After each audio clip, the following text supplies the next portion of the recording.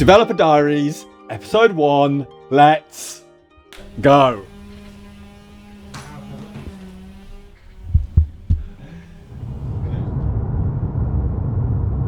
We are going to Birmingham to go and, I guess, collect Anthony's Tesla. Anthony is, first of all, a massive big dog, but second of all, Anthony is head of partnerships at BuildUp. So anyone that becomes a BuildUp member and ultimately wants to joint venture with us, Anthony is the person that analyzes, manages that entire operation.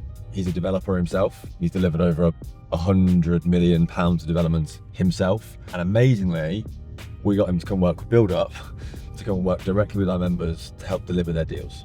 We couldn't have found someone more perfect. We have 100 joint ventures going through over the next 12 months. We need someone who's able to manage that without needing the support, the hand-holding, if you will, from Rosie. Anthony's job, obviously, head of partnerships. We have BuildUp members all over the UK. For the site in Lewisham, or the site in Bolton, or the site in Bury St Edmunds, Anthony needs to go to them all. So a big part of it basically was getting him a company car. So we bought him a Tesla. We're off to buy the Tesla, to collect the Tesla with Anthony, give it to him, make sure he's okay with it. So he can basically drive all over the UK to go to all of our BuildUp members' sites. The cheapest option is very, very rarely the best option, which is why I'm driving to Birmingham to get a Tesla. You haven't met Anthony before, have you? No. We live in the world of social media and Zoom, so I've spoke to him at length on Zoom a lot of times, but I've never ever met him. This should be quite easy, because I've done everything already on the app, paid for it. What more could we possibly need? Just let us leave now. Hey, nice to see you in person. This is Will. Hey. Well, nice to meet you, Howard. Have you spoken to him yet? No. I do think, for this purpose, they're very good cars. That's why so many people drive them. Is that a car? BuildUp vehicle. Isn't it a lot? Oh, I've got to be turned off. That's unbearable. I'll be going to my first meeting today, in this anyway.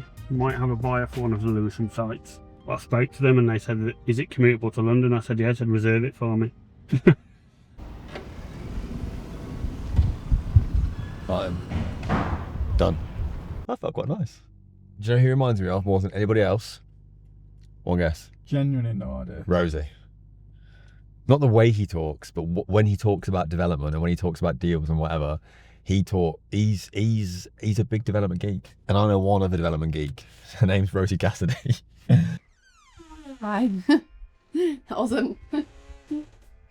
So at the minute working on the show home at Holborn Road. We're getting close to being able to actually put all the furniture up there. Traditionally, a lot of developers, they'll employ a company to do their show home. So you will hand them a shell with like kitchens, floorings, all that in, but just plain like white paint. And then the company will come in and do all the decoration. And I did speak to those companies, but I just was so unimpressed with what I got back, particularly for the cost as well. Like, it's not all about cost, but I do want value for money. And yeah, I just didn't feel as though I was getting that. So I decided to do the show home myself. So like, I'm buying all the materials. Obviously, like I say, I worked with Alice a bit, but for future show homes, I'll just probably do it all myself. I do love the process. So it's like, the amount of people that basically, all the people we speak to, bang on about how all they want to do is like design their own house, design their own home.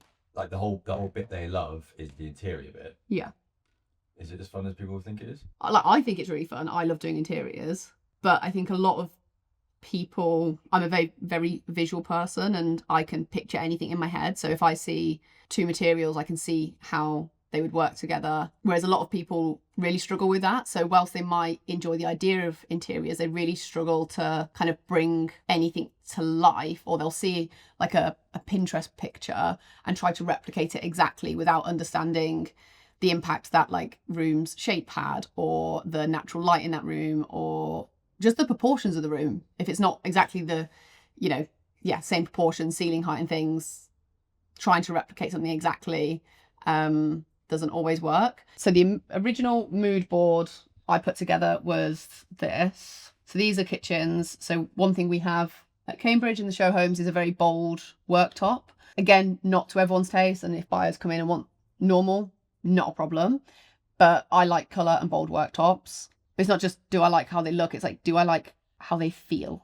Which is hard to explain. Like when I look at that, that looks like welcoming and inviting. Whereas some things can look lovely, but they can look a bit sterile. And I want something to feel a bit lived in almost. Developers, we try to do everything not based on feeling. We try to, remove every bit of feeling, but I think it has to come back for the show home because, it's a feeling at the end of the day. Go on. Well, the reason why to start the Developer Diaries was obviously we do when I'm consistent, like site updates, etc. But it's a little bit more, I guess, scripted in the sense that it's like we're updating you on this site with, what's going well. Admittedly, I do also say what's not going well, but it is still a little bit of like a small snapshot.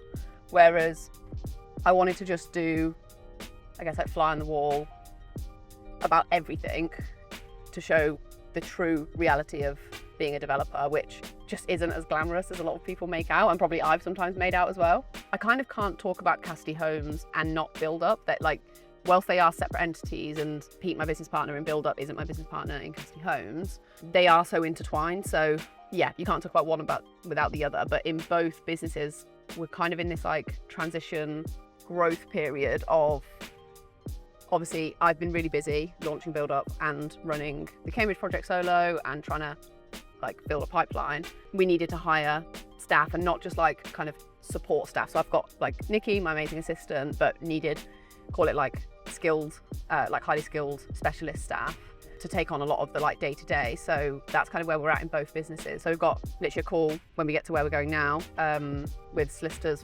around the heads of terms on the first big BuildUp deal for 50 apartments down in London. So yeah, it's all good. So BuildUp is I class it as a growth partner. Essentially, yes, there's call it the education element of how to do an appraisal, how to find sites, what you're looking for, planning, construction, all of that, great. And for some people, that's all they need. They'll go off and do their own thing, and I might never hear from them again, fine. But I've obviously kind of been in this space for a while now. It always felt a little bit like a half-truth to be because I've done it, so can you, because it just completely takes out the personal aspect and take away any connections, whatever I have. I'm just a confident person in general. I'm an articulate person in general. I don't mind being told no. That is so much more than a lot of people have before you consider anything else. So for me to be I raised money, so you can too if you follow the same steps. Whilst yes, I stand by that, you could. It's not just that simple. So the key thing with BuildUp is we joint venture with our clients at this stage on planning applications to fund their planning application. Obviously, we split the profits because we're an investor, as you would with any investor, but it gives such a tangible route into development and such a tangible leg up that they could do one, uplift, two uplifts, build a cash pot, and they could go off on their own and again, never work with us again. They could do every deal with us. And it actually, kind of puts our money where the mouth is and gets people into this game. Obviously, it benefits us as well, of course. But yeah, that's why I call it a growth partner rather than an educator, because you can actually come and, there is no blockers other than yourself, basically. Yo. Where are you? You said we're getting there. I thought you were doing calls at home. No. Busy week? Yeah, busy. We've got a boot camp for BuildUp. Is it next week? Starting Monday. Yeah, Monday. And it just means that I end up having to do loads of recording, which just takes me out of the office. Who else is joining? Solicitors my side. So we're looking at a 2-story vertical extension over an existing commercial building. I suppose what Steve's probably getting at is within your tenancy agreements, would you be able to, without then having disputes with your tenants, be able to say the parking's rearranging?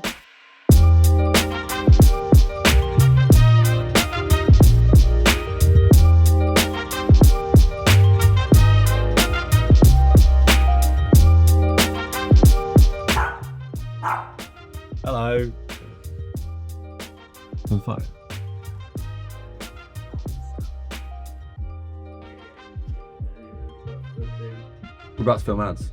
We have 45 ads to film. We're filming 10 of them now. It takes forever.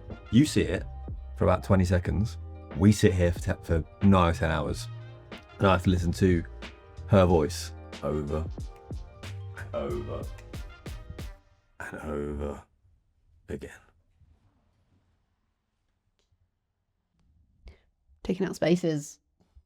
I was literally about to say the fact that I've only just got a teleprompter and they used to just make me raw dog remember what to say. I think it takes a long time now. Christ. You might be wondering, we're a development company, why are we sat filming 45 different ads?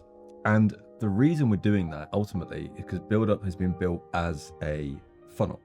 The funnel to get deals. You know, we will do deals within an hour and a half of the Midlands, Coventry, whereas actually we want to get access to deals way past that scope. For example, sites in London, sites up north, east, west, wherever. We want to do deals everywhere. So what BuildUp does is it teaches people how to find the sites, secure them under an option, bring them to us and say, actually, I'd love to joint venture with you guys. You fund it, right? Which is what we do. Bring the power team. We get planning, right? And then we split the planning up to profit 50-50. So the reason we're recording these ads is to cast a wide net, ultimately, to find the right people who we can work with, to find the sites, bring them to us if they would like to, it's their option to, and work directly with BuildUp, work with Rosie, work with me, to actually do deals. That's the whole purpose of BuildUp in the first place. We're still developers, but ultimately we're developers in 2025 when we realise there's a much better way to find and acquire deals, and we think this may have cracked the code.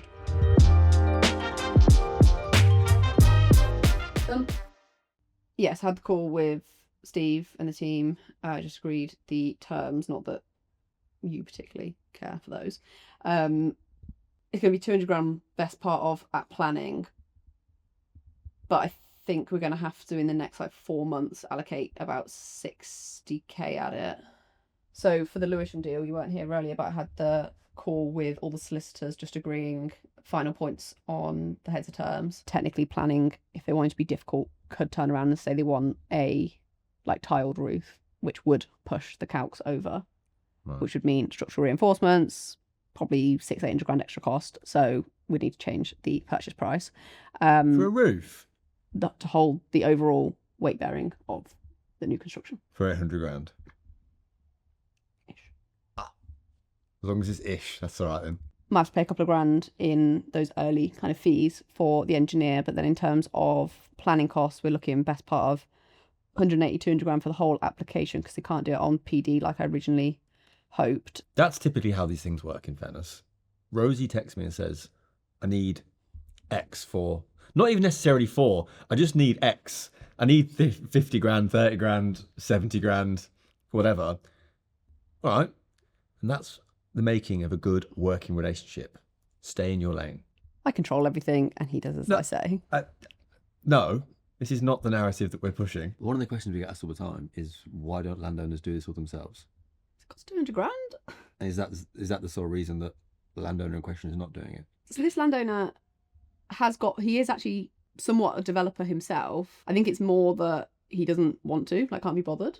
Because he was really particular about who he did the deal with. Whereas, a lot of landowners, particularly in a case like this, 200 grand plus the expertise needed. It'll do. Oh. Good drive. Oh, where do I start? No, recording days are always really long, and now I just look absolutely battered. I think it's because on camera you've obviously got to have energy.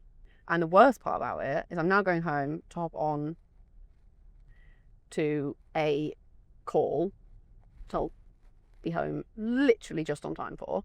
It's weird because obviously it is tiring and whatever at times, but I just also couldn't imagine not having a demanding job or whatever. I feel like I'd go a little bit stir crazy with a normal job. I've not been on site. And I had there's some weird other things I had to do.